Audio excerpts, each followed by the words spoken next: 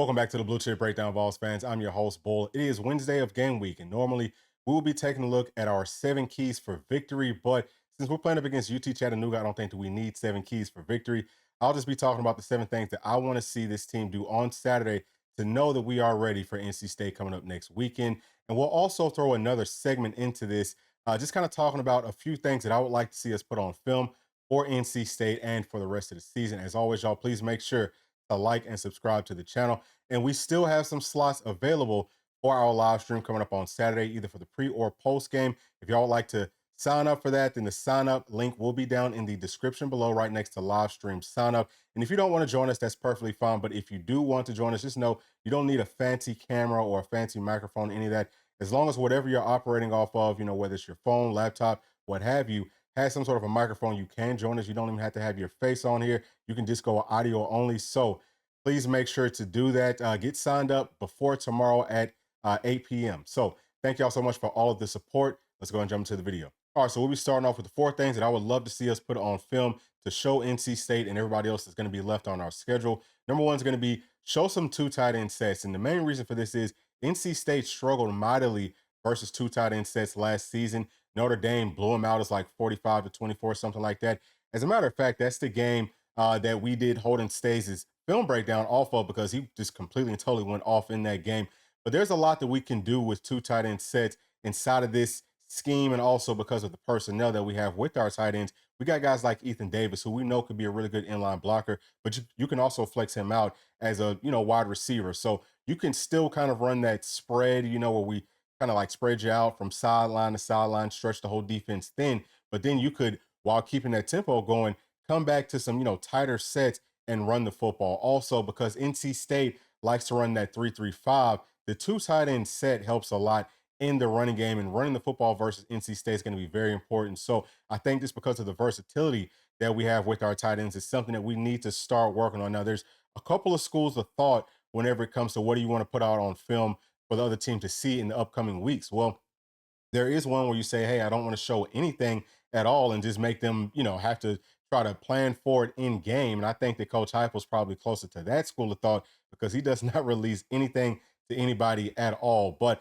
I think that you still have to get out there and practice it some. Okay. So the second school of thought would be let's show as much as we possibly can just to overload the defensive coordinator and the defense as a whole and make them have to, game plan for a whole bunch of stuff that they might not even see. Sometimes if you are too prepared for a game, that can hurt you as well. So I would just love to see us do this, and I think that we will see some two and three tight end sets really, because down the side of that goal line, probably having three tight ends would be the best thing because you can run it and also you can pass it. Just because again, we've got a whole lot of versatility at the tight end position. Now, number two, I think that we will see some wildcat. I saw a little bit of that in fall camp.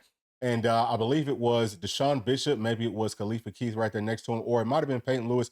Either way, I am expecting for us to maybe show a little bit of that. Again, you just want to kind of work on these things and see how it looks in a live game situation and have the opportunity to, coach up some of those points so that it works well moving forward. Now, obviously, well, this might not be obvious to everybody, but inside of a Wildcat, it's typically going to be a two tight end set. Again, man, like whenever you kind of like add those two things together, it's a whole lot of versatility. We can do a lot of stuff. And I do feel like we need to mix a few things up with our offensive scheme. And hopefully Coach Heupel and Coach Halsley will be willing to, kind of show a little bit of this and get it fine tuned before we head into NC State week. And also obviously before we get into SEC play. Now, number three is going to be the read option. So I'm talking primarily about Nico doing, like a zone read option with a, running back or maybe a tight end, whoever it is. But I think that this is going to be very, very important. I feel like we will see Nico run the ball some in this game. Hopefully it's not going to be too much, but he does need to kind of put that out there on film that, hey, I can run, I can move. So you have to get ready for this. That's something else that NC State struggled with last season. I've already been watching film on them. So, I've got a whole lot of points. I know we're kind of skipping ahead past UT Chattanooga, but yeah, I mean, listen, we're not playing, we're not coaching. So, as fans and everything else, we can do that. Now let's move on to number four. I would love to see some screening goals. And all that means is everyone knows, okay, if y'all been watching this team pretty closely, y'all know that we love to do those quick wide receiver screens where, quarterback snaps the ball, might be a quick little play action or, read option, whatever it is. Or I'm sorry, not a read option, but in RPO. But, we're going to get the ball out to a wide receiver in the flats really, really quickly. I want to see us do like a little fake to the wide receiver, okay? And then whoever's supposed to be that lead blocker goes out. It's something that you do want to show because it'll keep the secondary players from coming up and jumping those routes. I think that that is going to be so important. So don't be surprised if we see this at least once coming up on Saturday. All right, now for our 7 keys to victory, like we talked about in the intro, this is not really going to be the 7 keys to victory this week. It's going to be more about the 7 things that I want to see this team do well to know that we have a really good shot versus NC State next week. Now, starting off with number one is going to be fundamentals. We need to play fundamentally sound on offense, defense, special teams. And primarily, I'm going to be talking about tackling in week 1, 2, sometimes really even 3. The tackling is not going to be great for any football team, but this is going to be our floor as far as fundamentals go for the rest of the season. I hope that it's somewhere around what midseason form was for us last season. That is just a sign that, hey, this team is getting better year over year.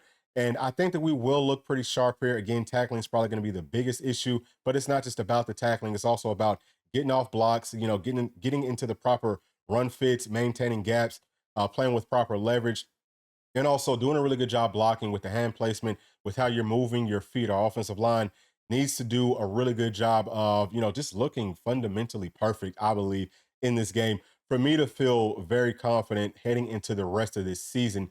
Obviously, running backs, whenever they're running through traffic, take care of the football. We need 2 hands on it. Wide receivers catching the football away from their body, tucking it away quickly. All of the little fundamental things, I want to see us doing them to a T this Saturday. Number 2 is going to be to dominate the line of scrimmage. Now, we just talked about our D line, and hey, listen, we've been talking about that all offseason. Everyone has now, up to this point. We got James Pierce up there, and we can come in waves with a lot of really high end talent. Is that really going to show up on Saturday? It definitely should. Okay. It needs to versus a team like UT Chattanooga, who is well coached. They are going to play hard. I think that they've got some good players, all that type of stuff. But we should be on several levels, above where they are. So I expect for our defensive line to eat. And it's not just about the pass rush because UT Chat's going to get the football out of their hands very quickly. So we might not have a ton of opportunities to get sacks, but especially in run support, they had better be disengaging and making some tackles in the backfield, batting down balls, all that good stuff. Obviously, like we just touched on with the offensive line, Nico should have all day to throw. All right. Like he shouldn't be running for his life by any means. Also, the running back should have some gaping holes to run through. I want to see our offensive line, getting done with the first level, getting up to the second level, and just, again, looking fundamentally perfect, from all those aspects. Now, number 3, is going to be to make the football a priority. This goes for offense, defense, special teams.